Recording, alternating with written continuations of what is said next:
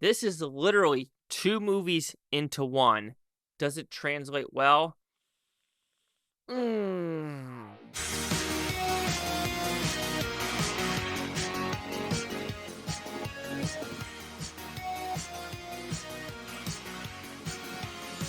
Chase Leak here with the Blue Futon reviewing Little Death. What's this about?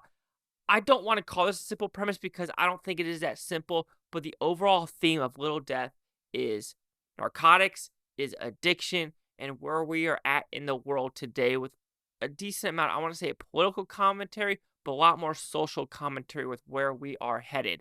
So, this is two movies, like I said. The first half of this movie is David Schwimmer's movie about him being a TV writer, and he now wants to write a new movie, and he's going to get funding for it. However, he will only get funding for it if he switches his true story to a female. And because we are now all about representation and diversity, where no one wants to hear a white man struggle, which that is kind of sad now that there's been plenty of movies overall which have struggles, but we are in a society now where we're putting people down for no reason. That really sucks.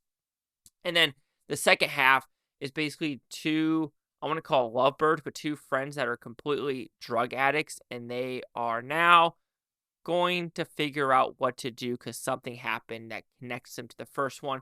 But the connection is so minimal, which that's why it doesn't connect, because what happens to this character and these two people are just the smallest string that connects them, and it just doesn't work in my opinion. And also how it's filmed. The first half is more like AI. It's more like weird-ass imagery. It is more like psychedelic. And I was digging it because you're getting into the psyche of these characters. Especially this one where it's like, how I said, David Schwimmer needs to change to a female. So halfway through his story, his character is changed to a female. And that's really good perspective of like, okay, how does he see himself now when doing this? But the second half, all that goes away. All that weirdness is now gone. And this is really focused on these people trying to live their life in LA. And when watching the Q&A and watching the before video, he wanted to say this is a love letter to LA. This is the worst love letter to LA. When watching this movie, I want to never even step in LA again. LA seems like a cesspool now. It just seems like a horrific place to live. And now even you have a lot of actors now and directors like being like, peace. Because, of course, Michael Bay's Miami. Mark Wahlberg now Las Vegas. You have a bunch of actors either moving to Idaho, moving to Texas, moving to Wyoming, moving to the countryside because they are done with California because of the taxes and just the overall just narcissistic attitude. And I just read an article today as well where a girl, she was in the theater in New York, then she moved to Kansas City during COVID just to like get out of the city, and now she's like, I can never move back because she just feels more welcomed in Kansas City, and she's an Asian, and now she has her own coffee shop, and now she's part of the AAPI, and she really is part of this community. So it's like, do we need to get out of the cities? And I think that's a yes. But this movie, it's janky. Like I said, the first half is something crazy. It's bonkers, and it works. It's like, okay, oh shit, what is happening? But then when you completely just nosedive into something that's not what you're trying to do in the first half of the movie, to me, it doesn't work for me. I think the action is fine. I think the writing is okay overall.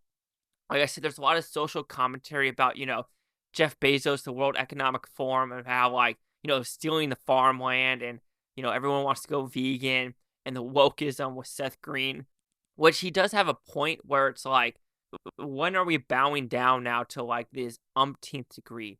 That's like, people say now Disney's going to woke the Pandaverse. Well, when you look at Disney trying not to force diversity, Mulan, Pocahontas, Princess and the Frog, Lilo and Stitch, Moana, those weren't forced. But now we are in a world today where if someone gets hired, are they hired because of skill or to fill a quota? And that is terrifying to me. But just the overall package of this movie, while it does talk about everything I did talk about, it's so jumbled and just thrown at you that you just don't know where to stand overall. So Little Death is an interesting movie. It tries to swing for the fences, and I'm going to call it this. It swings. It hits the ball.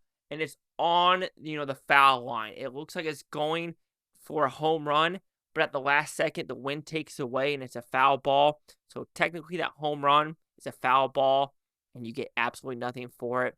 And to me, that's what Little Death is. When the credits roll, I don't think I got anything from this movie.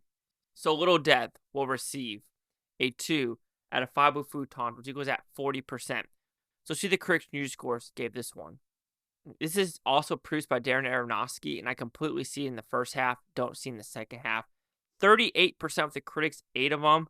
And I'm curious, the people down below, a C, 2.5 out of 4, a B. It is a two-headed beast. That's very good. It is very much a two-headed beast that it feels like that dragon meme where it had like 3 dragon heads where it's like an amazing dragon, and like a dumb dragon. This is the same way, but 2 heads, an amazing dragon, and a dead dragon. So 38-40.